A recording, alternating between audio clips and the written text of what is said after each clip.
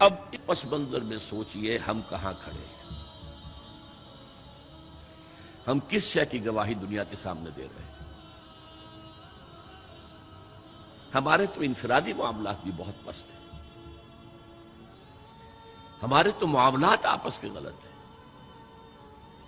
ہم تو جھوٹ اور دھوکہ اور فریب اور ملاوٹ اور خیانت اور غبن، اس میں تو ہم بہت ہائی مارکس جو ہیں سیکیور کر رہے ہیں۔ جارج برنارڈ شاہ نے کہا، میں جب قرآن پڑھتا ہوں تو محسوس کرتا ہوں کہ اس سے بہتر کتاب ممکن نہیں، اور جب مسلمانوں کو دیکھتا ہوں تو محسوس کرتا ہوں کہ ان سے زیادہ ذلیل قوم کوئی نہیں۔ یہ گواہی ہم دے رہے ہیں، یہ محمد کے ماننے والے یہ ہیں، یہ ہے امتی محمد کے، جو اپنے پاؤں پہ کھڑے نہیں ہو سکتے، جو اپنے معاملات مینیج نہیں کر سکتے، بیکاری، یہ اور کہاں ہے وہ دین؟ کوئی ایک ہی دنیا میں دکھا سکتے ہو کہ یہ ہے دین؟ آؤ see with your own eyes, this is دین الحق۔ یہ جو میں نے آپ سے کہا تھا نا، یہ بڑی نازک ذمہ داری، بڑی نازک، اس کا ایک اندازہ آپ کو ہو جائے گا خطبہ حجۃ الوداع سے۔ حضور نے جو خطبہ دیا، اور وہ عظیم ترین خطبہ ہے تاریخ انسانی کا، آخر میں موٹی موٹی باتوں کو پھر دہرایا۔ دیکھو عورتوں کا خیال کرو، عورتوں کے حقوق ادا کرو، دیکھو غلاموں کے ساتھ نیک سلوک کرنا، جو بھی تھی۔ پھر آپ نے ایک سوال کیا، الا هل بلغت، لوگوں میں نے پہنچا دیا یا نہیں؟ 1.25 لاکھ کا مجمع تھا،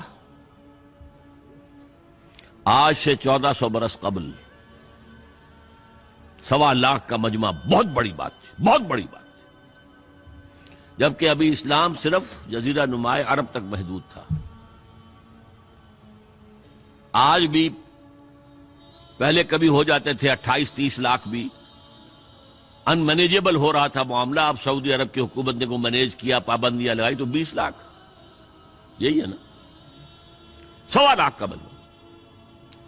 اور اس کا نقشہ میں دکھا دوں، ایک ایک حرف آپ 3 مرتبہ کہہ رہے تھے۔ داہنی طرف رخ کر کے کہا، وہ سنا، پھر مکبر کھڑے ہوئے ہیں، اس نے سنا اور آگے پہنچایا، اس نے سنایا آگے پہنچایا۔ لاؤڈ سپیکر تو تھا نہیں، کوئی پبلک ایڈریس سسٹم تو نہیں تھا۔ پھر آپ نے سامنے رخ کر کے وہی بات فرمائی، پھر یہاں سامنے کھڑے ہوئے لوگوں نے پہنچایا، پھر بائیں طرف رخ کیا۔ اسی لیے ہر جملے کو، ہر بات کو آپ نے 3 دفعہ کہا، الا هل بلغت، میں نے پہنچا دیا یا نہیں؟ اور عام عادت صحابہ کی یہ تھی کہ اول تو حضور کے سوال پر خاموش رہتے تھے کہ واللہ ورسولہ عالم، یا اگر جواب دیتے تھے تو فرط ادب سے بہت مختصر جواب۔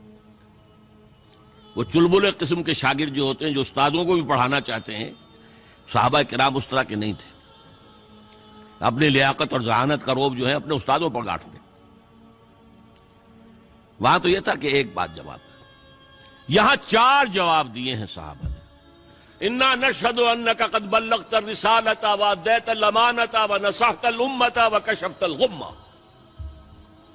3 مرتبہ حضور نے کہا الا هل بلغت، اور 3 مرتبہ جواب آیا انا نشہد انک قد بلغت الرسالۃ وادیت الامانۃ ونصحت الامۃ وکشفت الغمہ۔ اے نبی، ہم گواہ ہیں، آپ نے حق رسالت ادا کر دیا، آپ نے حق امانت ادا کر دیا۔ یہ قرآن تو ہمارے لیے اللہ نے نازل کیا تھا نا، آپ کے پاس تو امانت تھی۔ آپ نے امت کی خیر خواہی کا حق ادا کر دیا، آپ نے ہر قسم کی گمراہیوں کے، اندھیاریوں کے، اندھیروں کے پردے چاک کر دیے۔ 3 دفعہ یہ جواب لے کر انگشت شہادت سے اشارہ کیا آسمان کی طرف، پھر لوگوں کی طرف، اللہم اشہد، اللہم اشہد، اللہم اشہد۔ اے اللہ تو بھی گواہ رہے، یہ مان رہے ہیں کہ میں نے پہنچا دیا۔ They can't sue me in your court on the day of judgment۔ یہ میرے خلاف استغاثہ نہیں لا سکتے کہ میں نے پہنچانے میں کمی کی ہے۔ یہ مان رہے ہیں کہ میں نے پہنچا دیا. It was the sigh of relief جس کو کہتے ہیں. 23 برس کی محنت شاقہ. کون کون سے مراحل آئے ہیں. یوم طائف بھی آیا ہے, 3 سال کی شیب بنی ہاشم کی قید بھی ہے, معرکہ احد بھی ہے, احزاب بھی ہے, 70 مبلغین ذبح کیے گئے ہیں. کیا کیا نہیں دیکھا, کیا کیا نہیں جھیلا. لیکن پھر بات کیا ہوئی؟ اب آپ نے آخری بات اللہم اشہد اللہم اشہد اللہ, اور اس کے بعد فَلْيُبَلِّغِ الشَّاهِدُ الْغَائِبَ. اب جو یہاں موجود ہیں ان کے ذمے ہے کہ پہنچائیں ان کو جو یہاں نہیں ہے. میں فارغ, میرے کندھے سے بوجھ اتر گیا, اب تمہارے کندھوں پر آیا. اب اس غائب میں وہ بھی تمام لوگ شامل تھے جو اس وقت دنیا میں تھے اور وہاں نہیں تھے. شاہد اور غائب کا لفظ آ گیا جہاں سے میں نے بات شروع کی تھی. شاہد اور غائب, شاہد موجود, فَلْيُبَلِّغِ الشَّاهِدُ الْغَائِبَ, اور غائب میں وہ بھی ہے جو قیامت تک آئیں گے. یہ ہے اس امت کا فرض منصبی, اور اگر آپ سمجھیں یہ ہے اس امت کا فریضہ رسالت.